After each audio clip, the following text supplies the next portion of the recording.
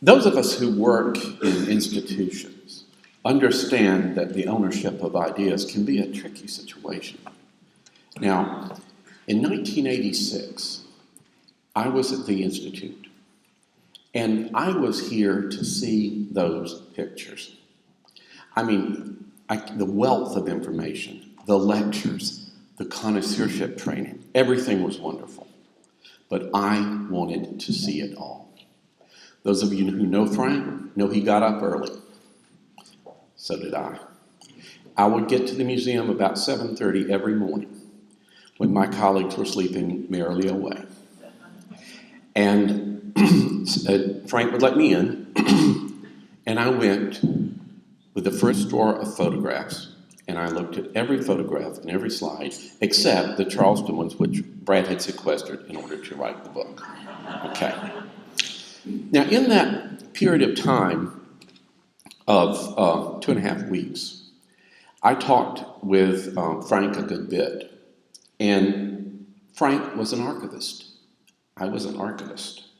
And we talked about that body of information, how it was arranged, that incredible visual wealth. And what he told me is that it was this guy's idea. Now, I know that nobody has a single idea in the air.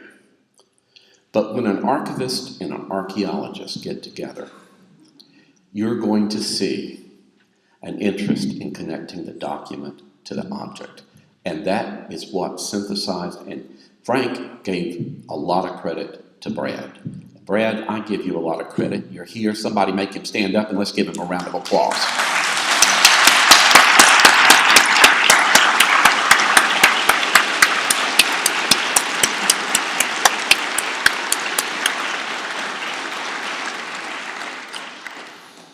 And in truth, ideas and processes and programs are born of numerous people. But I do believe there was something special that came as a result because of those two men's experience. Field research, as Carolyn pointed out, was already going on. And it was hard. Here we see a young Brad developing photographs. Photography used to be so laborious, so delicate, and just really hard. You know, Brad was using a 35 millimeter camera he bought at Sears and Roebuck. He told Frank, he said, you know, I need to buy a Hasselblad. Frank said, a what? He said, a Hasselblad. And they bought a Hasselblad, you know, and the way he sold it, he said, you know, I can take the film out without being in the darkroom. Therefore, we can take a lot more pictures. So they're in Baltimore one time, and the Hasselblad gets stuck. And they can't decide what to do, and Brad said, we need just to go and buy a spare. So they did. And so this Hasselblad thing just multiplied, and then all these wonderful photographs are taken with them. They worked hard. They were out looking out in the field for period glass. Frank had a little box he called his idiot box. And in it had all kinds of contacts. So if they were out whatever part of the country, in this region he knew where everything was, he would find a phone and dig out the contact and say, can we drop by? But people started calling. And Brad explained, and they both understood, they had to do something to filter it. I'm telling you, when you're in a position where you say, I want to see, the world shows up with stuff you don't want to see. All right? And it takes a lot of time. And with that idea in mind, Carolyn, many others, developed the idea, and they did something it takes a whole team to do. I know because I do it. They got a National Endowment of the Arts grant. I just got one. It is, you know, to write a grant is the equivalent of writing an insurance indemnity for a $65 million object. And it was succeeded by National Endowment for the Humanities grants. A total of $295,000 and expired in 1981. They cobbled together money after that, and in the mid-'80s, they got tired. The field representatives were hired, and here's Pepper Potter, initially would take sections and they would go field research, and they were those filters. God knows what they had to look at and smile at. The psychic drain, I tell you, is unbearable. Here's again Millie McGehee conferring with Brad. And here we see a slate of, it's a little bit later, this Jane Webb Smith, who's later to come back to Georgia. Brad is a Georgian, may I point out. Olivia in Alabama, and others here. And yet again with Frank. Now, these field representatives had a very special relationship with Frank. You can ask any of them. And he was just absolutely, I think, so grateful to him and possibly enamored of him. They were just wonderful. I've yet to meet one that didn't have more energy than I have. You know, in a day they have more energy than I have in a week. And it takes it. I mean, they are hard workers. And here's Chris and Betty Dahill. But there's this big elephant in the room. Gender. Now, you heard an inside view from Carolyn. You're hearing an outside view from me. My relationship to this beloved institution is marginal, but it is a marginality that I have maintained for 40 years consistently.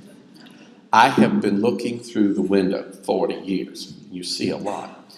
In 1978, I think, I asked Brad in a casual conversation, well, what does it take to apply for a position as a field representative?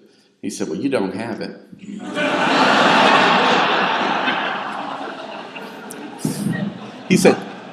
He said, I will quote his sexism, we only hire girls. I tell you, only a 23-year-old ambitious kid can hate with the purity that I felt for a week. And, you know, I mean, there are a lot of times, like, women, why women, you know? Furniture, wood technology. And then I did some field work of my own.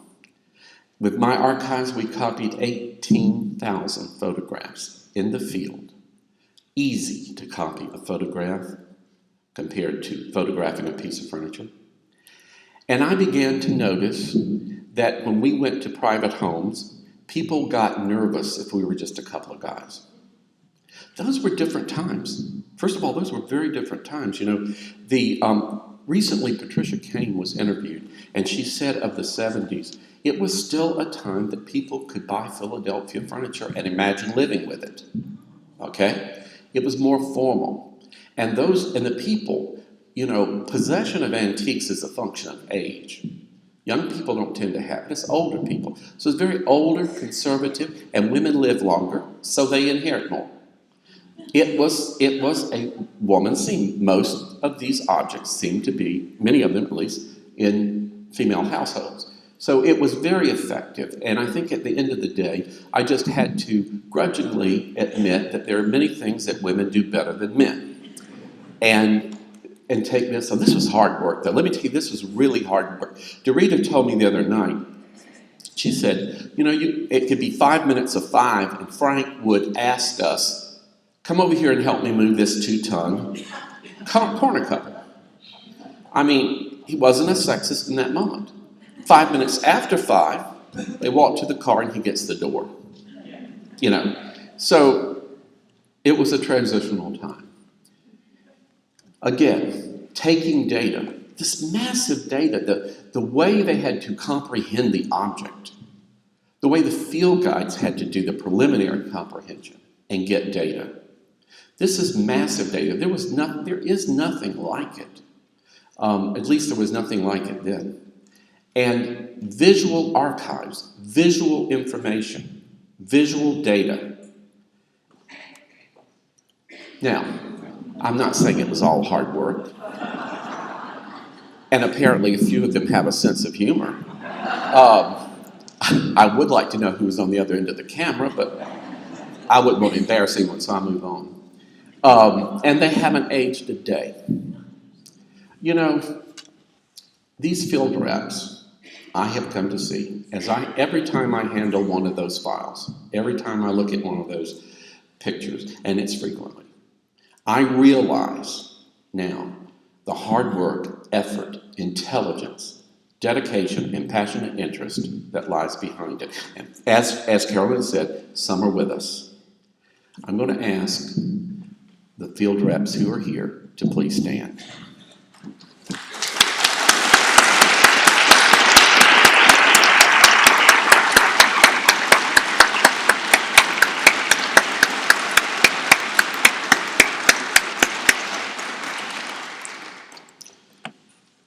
Now that I'm not concerned about reverse sexism, I admire you terribly. Look at what they covered. You know, God, it was hard. And Tennessee was a reluctant go. You know, Brad used to call it the land around legged furniture. I remember.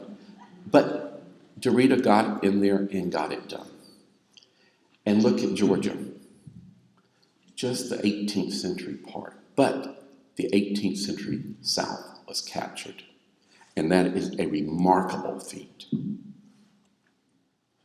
Again, this takes work to process archives. This stuff doesn't just come into being. You don't take a snapshot and there it goes. You have to control image and photography.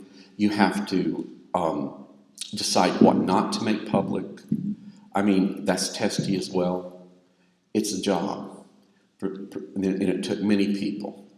And this whole team is remarkable. This team has never not been remarkable. And it's remarkable today. And photographers. Wes Stewart. So many photographers. If I had John's picture, John Bivens, he would be here. And there are others who took photographs. But Luke took a good many. And of course you see Brad framed in the mirror he's examining. And a very familiar old setting. God, I hated that basement. How could anything so rich and so wonderful and so exciting be in a place where you keep bumping into other people? You know, it's, and dare anyone want to look at the Virginia files at the same time, you know. It was how they organized that much in that tight a space is remarkable to me, because I've always had the luxury of archival staging space and so forth. They didn't do it, and they did a magnificent job.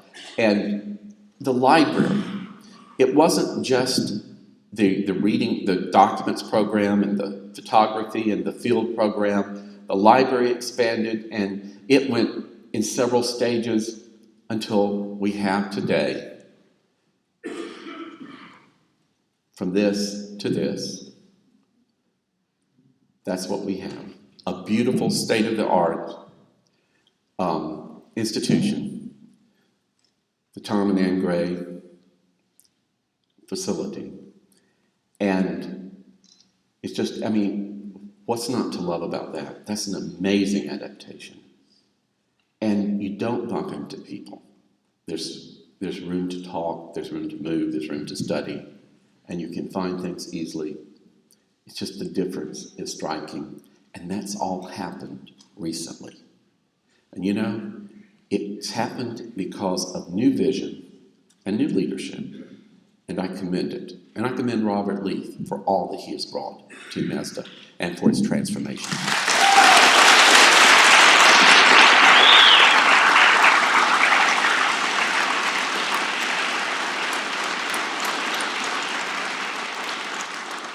And I don't know if he hired the whole team, but if he did, he hires well, I'll tell you. So, just more images. But the crown jewel, this is what I find the most stunning addition. On top of that rich body of archival fieldwork, we have the crown jewel now. We have period imprints of so much of the literature that's important to our field. You know, the field work was successful in any number of ways. It brought in gifts. Success breeds gifts. We heard from Chris one great story about getting the Alexandria chest. But Brad one time was on back porch, an enclosed back porch, looking at that Adam Neff decorated, I believe, Maryland chest. And he had been served apple pie, and the lady said, "Would you like another piece of apple pie?" I think he was considering. He turned around, this big old German shepherd finishing the pie off. He said, "No, ma'am, I don't, but if you could ever live without that box, we would like that very much." And they didn't solicit often. And so he gets, in a while, a postcard in the mail. Says, "Yeah, you can come get this box." Another point in time, he was in Belton, South Carolina, and this is legendary amongst us down there. And, you know, I mean, you might or might not find Brad charming, but he apparently can be when he has to be. I mean, that lady, whom I think I know who it was tough. But he went to see a miniature, and he could see in the window that the splat of a Charleston chair, which turned out to be one of two ball and claw foot chairs from Charleston. And after he finished looking at all the things you don't want to look at, he said, "Well, thank you, and if you could ever see a point in your life that you don't want to live with that chair, please know we would be very, very interested in having it." Postcard comes in the mail. There you go, you got it. Field work had, I believe, that Tom Gray's vision for giving this, he understood that this is something that field work is not going to do and get. And it's the crown jewel. The impact was considerable. The furniture of Charleston, coastal Carolina, lots of books and publications came out of those finals. One of the first articles, if not the first, was about the bowl from Eatonton that had lodge connections that they discovered in field work and Brad discovered.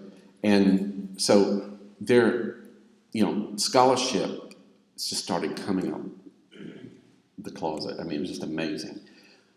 The field reps themselves produced major scholarship. This is Derita's book. I waited for that to come out.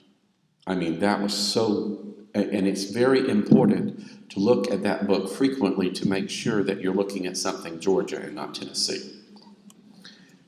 But speaking of Georgia, Jane Webb Smith, building on Henry Green's publication and building on neat pieces, Georgia, she conducted her own survey, but Neat Pieces conducted a survey. Later, the Colonial Dames hired a survey on which I advised, and the experience of MESDA was our modality. And I am continuing at the Henry Green Center to do that. Others are too. This is the Bayou Bend collection.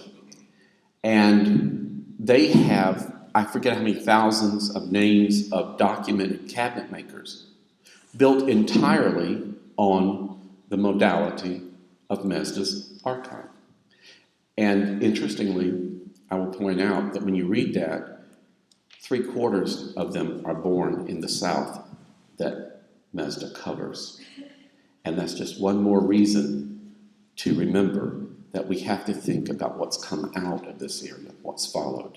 I also pointed out they did Eastern Georgia. They didn't get into Middle Georgia. That's all right, we did it. Today, we have thousands of images. This is the Henry D. Green Center that you're looking at with archival boxes. An intern is working on a recent acquisition.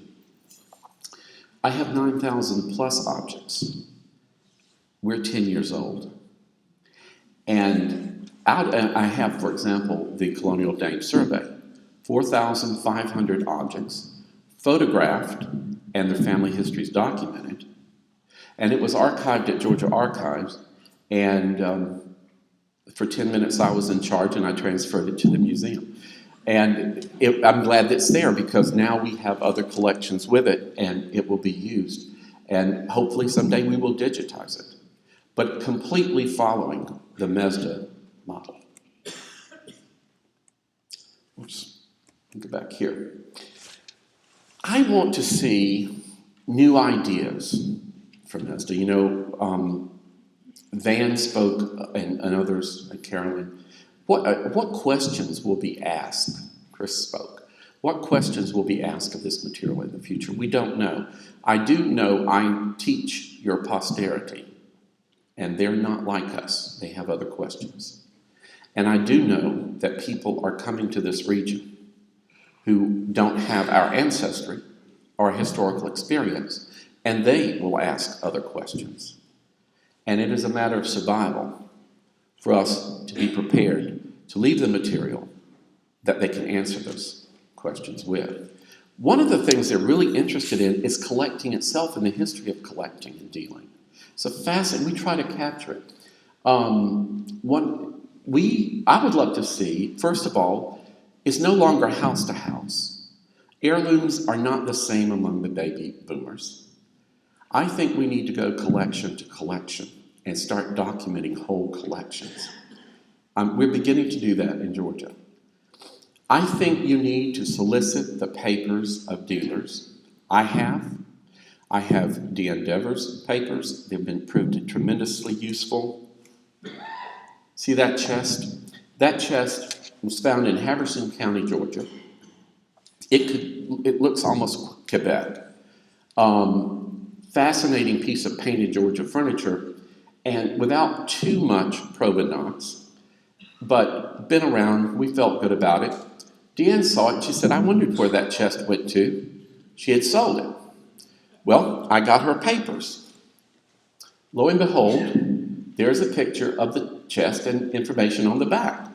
But guess what? It's not that chest. It's a nearly identical chest, and the back takes note of a Spartanburg provenance. It's still lower southern Piedmont. It raises questions, but one thing has happened. It's created a group. There are 100,000 such facts embedded in the papers of dealers.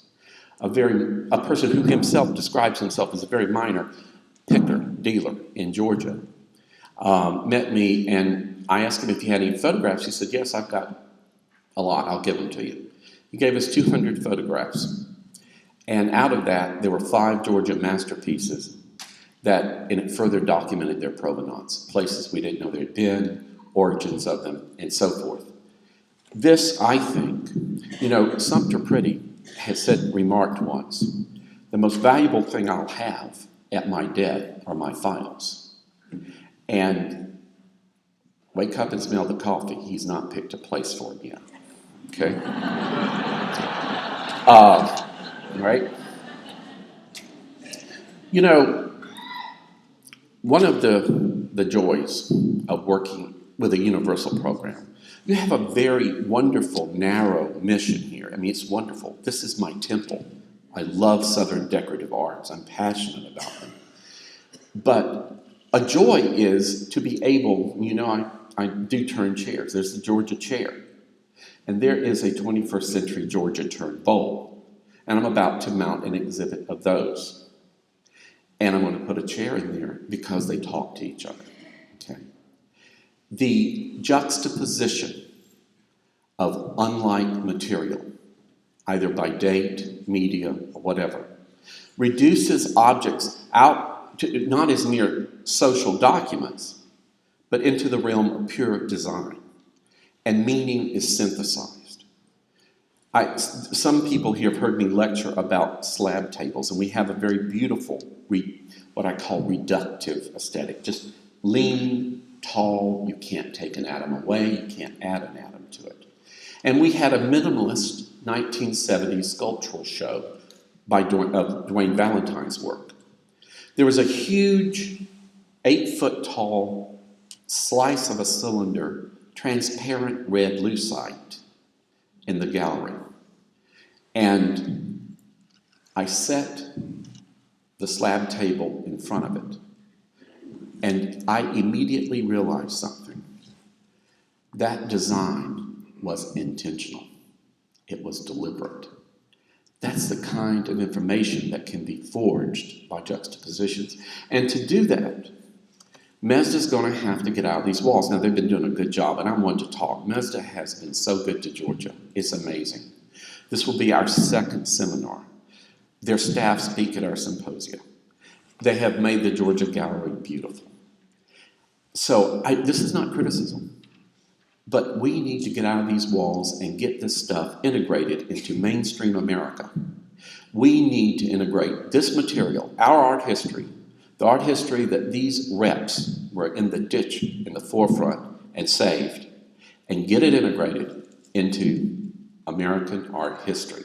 And lending and traveling shows, I think, are the best way to do it, possibly because, forgive me and don't quote me, Mad, Yankees apparently don't read Southern scholarship.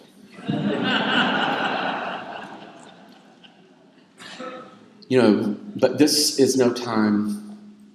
I always have advice, and this is my last meeting of the advisory committee, so I'm full of advice.